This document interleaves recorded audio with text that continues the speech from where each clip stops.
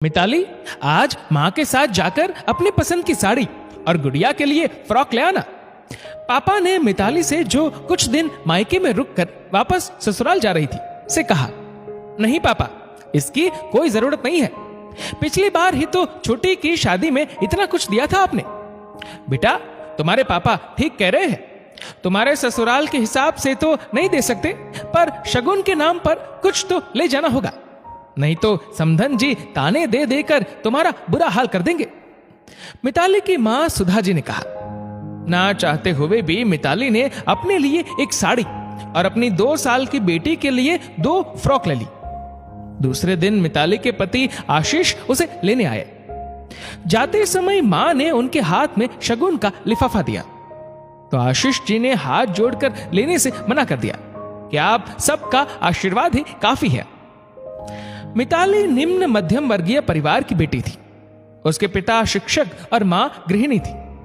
मिताली की एक छोटी बहन थी जिसकी पिछले साल ही शादी हुई थी और भाई 12वीं क्लास में पढ़ता था।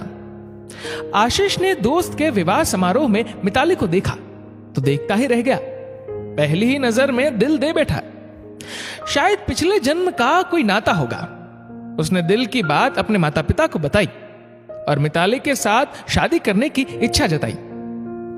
आशीष वैसे तो एक संपन्न परिवार का छोटा बेटा था, पर उसके माता पिता पैसों के लालची और दिल के 1 नंबर के गरीब थे। उन्होंने अपने बड़े बेटे की शादी रचना से, जिसमें एक भी गुण नहीं थे, सिर्फ इसलिए करवाई कि रचना अमीर घर की इकलौती बेटी थी। बेटे की खुशी के आगे माता पिता को झुकना पड़ा और आशीष की शादी मिताली से हो गई।